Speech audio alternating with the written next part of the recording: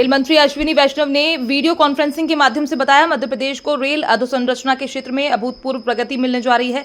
Rail मंत्री अश्विनी वैष्णव ने मध्य प्रदेश को 3 नई रेलगाड़ियों की सौगात दी है। रीवा पुणे एक्सप्रेस, जबलपुर रायपुर एक्सप्रेस और Gwalior KSR Bengaluru city express. इन तीनों नई रेलगाड़ियों के शुरू होने से मध्य प्रदेश के यात्रियों को बेहतर कनेक्टिविटी मिलेगी।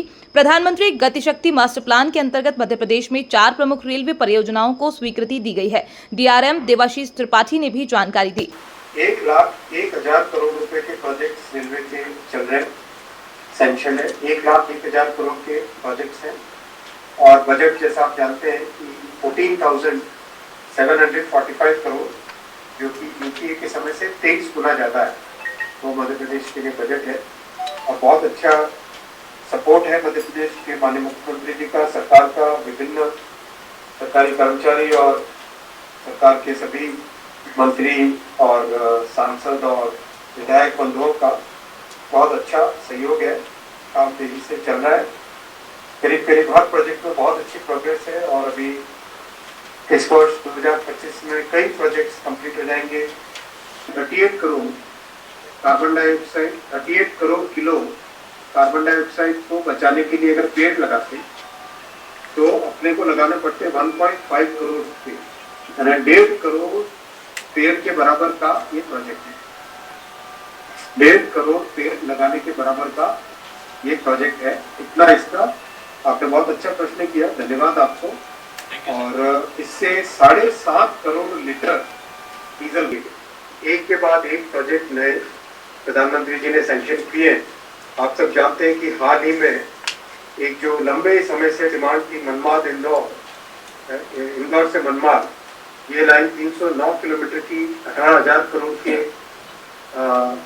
एस्टिमेट पे सैंक्शन हुई है। वैसे ही भुसावल खंडवा 3rd और 4th लाइन सैंक्शन हुई थी। प्रयागराज से मानिकपुर 3rd लाइन, फिर रतलाम से नागदा 4 लाइनिंग का प्रोजेक्ट अभी कैबिनेट में अप्रूव। रतलाम से नागदा का ये प्रोजेक्ट बहुत ही क्रिटिकल प्रोजेक्ट है, बहुत इंपॉर्टेंट प्रोजेक्ट है, बहुत ही जरूरी है इस पूरे रेलवे नेटवर्क में।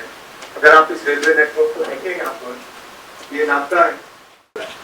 मैं जब आपका ये समाचार देख रहा था कि 3 और 4 लाइन की हमारी नागदा और रतलाम की कनेक्टिविटी बढ़ेगी, निश्चित रूप से ये हमारे क्षेत्र के लिए न केवल रेल की सुविधा है बल्कि विकास का एक नया दौर चालू हो रहा है।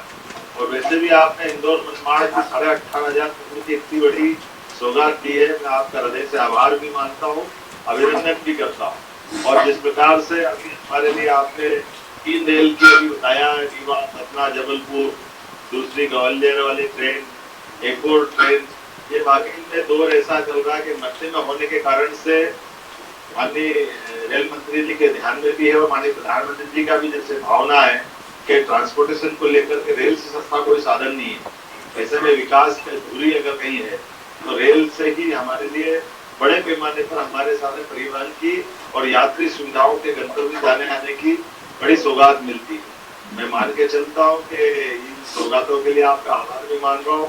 और ये बात सही है कि मैं मौसम के कारण से एक कार्यक्रम हमारा कैंसिल हुआ, दूसरा पन्ना में आकर के जुगल किशोर भगवान के दरबार से आपको भी प्रणाम कर रहा हूँ और ये कार्यक्रम में जाना है। लेकिन हमारे BD शर्मा जी भी यहाँ मौजूद है, हमारे लिए खजुराहो के लिए रेल की संभावना भी आगे जाकर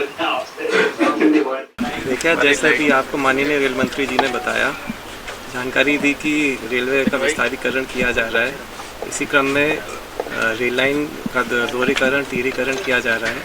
इसी क्रम में अभी 2 जगह रतलाम नागदा और वर्धा बलाशा, यहाँ पे 4 लाइनिंग की जा रही है। रतलाम नागदा हमारा भोपाल से कनेक्टिविटी रखता है और बलाशा में हमारी जो इटारसी के थ्रू ट्रेन आती हैं वो बलाशा तक जाती हैं। तो इससे हमारा जो यातायात है सुचारू होगा, कनेक्टिविटी बढ़ेगी, मोबिलिटी बढ़ेगी और इससे मध्य प्रदेश को और भोपाल डिवीज़न दोनों को ही बहुत फ़ायदा होगा। देखिए, हमारा यहाँ पे जो अमृत स्टेशन चल रहा है उसमें हम यात्रिक सुख सुविधाओं को बढ़ा रहे हैं। इसमें हम ये भी प्रयास कर रहे हैं कि हमारे नए वेटिंग रूम बने, जनरल वेटिंग रूम बने, स्लीपर क्लास और अपर क्लास। साथ ही साथ हमारा जो प्लेटफॉर्म है उसका हम उसकी विड्थ भी बढ़ा रहे हैं, चौड़ाई भी बढ़ा रहे हैं और वहाँ पे बेंच वगैरह का प्रावधान भी हम करेंगे। साथ ही साथ हम टॉयलेट्स का भी प्रावधान कर रहे हैं जिससे यात्रियों को कोई असुविधा ना हो। नहीं, ये जितने अमृत स्टेशन हैं वहाँ पे हो रहे हैं, भोपाल में भी हम लोग बेंच बढ़ाएंगे और हम लोग उसमें सेकेंड एंट्री के लिए भी हमें अलग से वर्क मिला है इस समय, क्योंकि यहाँ पे लगभग 10 करोड़ का एक्स्ट्रा वर्क मिला है सेकेंड एंट्री के लिए, तो उसमें भी हम प्रयास करेंगे सेकेंड एंट्री पे भी हम यात्री सुविधा में इजाफा करें। देखिए, जो हमारे जो प्लेटफॉर्म्स होते हैं, जो आइलैंड प्लेटफॉर्म होते हैं, उनके दोनों तरफ पॉइंट्स होते हैं, क्रॉसिंग्स होती हैं, तो उनको बढ़ाने के लिए यार्ड रिमॉडलिंग करनी पड़ती है।